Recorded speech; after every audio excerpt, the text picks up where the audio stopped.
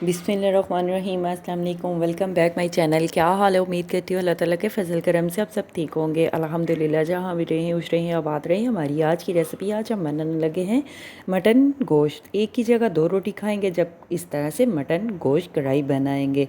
यकीन करें रोटी से ज़्यादा आप सालन खाना पसंद करेंगे। चलिए इसी के साथ ही ये रेसिपी बना लेते हैं।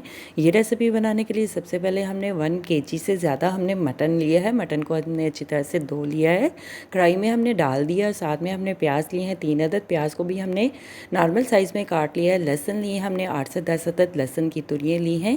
नमक ऐड कर देते हैं हस्बे ज़ायका। लाल मिर्च का पाउडर ऐड कर देते हैं 1 चम्मच। कुटी हुई लाल मिर्च ऐड कर देते हैं आधी चम्मच। हल्दी ऐड कर देते हैं आधी चम्मच। साथ में खड़े मसाले ऐड कर देते हैं 1 चम्मच साबुत ज़ीरा ऐड कर देते हैं। सभी चीज़ों को, गोश्त को, प्याज, लहसुन, खड़े मसालों को हम मिक्स कर लेते हैं।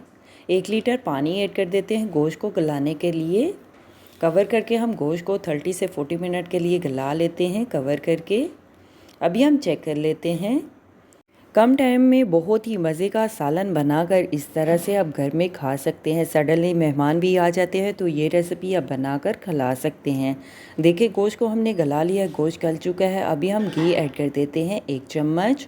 ज़रूरत के मुताबिक आप घी ऐड कर देते हैं। अभी हम घी को गोश्त में मिक्स कर लेते हैं और पानी को भी हमने घी में खुश्क कर लिया है।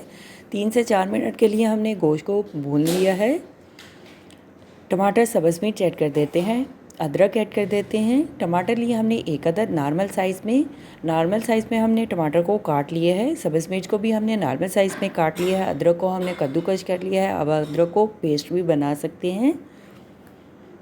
सभी चीज़ों को मिक्स कर लेते हैं, टमाटर, सब्ज़ मिर्च, अदरक को, और 2 से 3 मिनट के लिए गोश्त को भून लेते हैं। गोश्त की अच्छी तरह से बुनाई कर लेते हैं। दही ऐड कर देते हैं 1 चम्मच।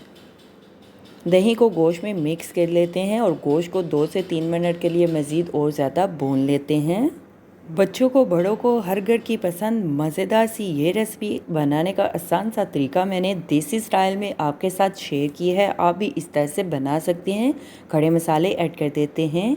खुश्क धनिया पाउडर ऐड कर देते हैं 2 चम्मच। ज़ीरा पाउडर ऐड कर देते हैं 1 चम्मच। मिक्स गरम मसाला ऐड कर देते हैं 1 चम्मच।